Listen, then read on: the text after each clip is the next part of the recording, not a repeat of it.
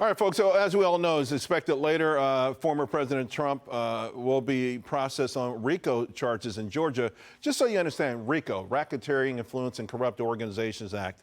So this law was signed. It was signed into law by Richard Nixon. It was used in the 1970s, mostly to prosecute members of the mafia. Over the years, dozens of states have adopted RICO, and now what they're doing is really widening the use of it. I want to bring in now Judicial Watch President Tom Fitton. And Tom, you actually say that the Trump indictment is an attack on the First Amendment, the 12th Amendment, the 14th Amendment, and the 6th Amendment, right? Yeah, he's going after the lawyers, which is covered. They're going after the lawyers, Charles, which is covered by the 6th Amendment. The 14th Amendment, gives you equal protection of the laws. The 12th Amendment governs challenges to elections that Trump was trying to follow. And of course, the First Amendment relates to free speech and the right to petition your government. And, I'm thinking about this RICO case.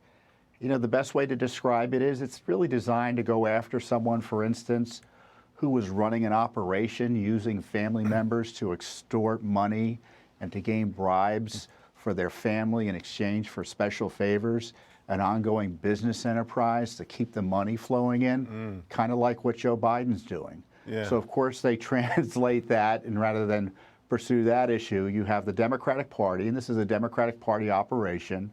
It's partly in Washington and in Fulton County, of course, up in New York City there, that is trying to distract from the criminality of the Biden regime by arresting their political opponents. This is a terrible time for America. It's a bad day for America because this is such an abuse of the rule of law.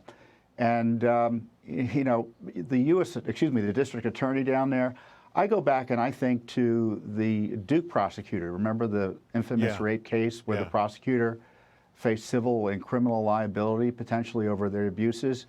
I think that's what we should be thinking about in terms of the district attorney in Georgia, up in New York, and what's going on in the Justice Department. These prosecutors are abusing their offices to target political opponents based on non-crimes, not any crimes. Right. And listen, obviously I'm not a lawyer. I understand what you're referring to with the Hunter Biden thing and stuff. And there certainly feels like from a person from the outside looking in, that would be more of a RICO-inspired case than this. But you're right. Several of the candidates last night talked about the weaponization of the Justice Department. I want you to take a listen. A bigger question about the weaponization of the Department of Justice. When I'm president, the first thing I'll do is fire Merrick Garland. It is wrong.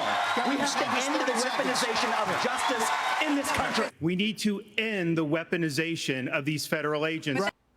Tom, we only have a minute to go.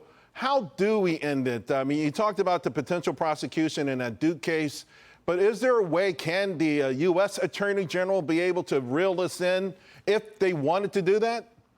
Well, Congress can defund the prosecutions in D.C. They should shut down funding for operations, any federal funding that's helping these offices target Trump and other innocents. So there are ways to do it. They can demand a special counsel in exchange for funding. Dare I say it, they could demand Biden resign in exchange for continued government funding. So I love the candidates talking about this. That's good.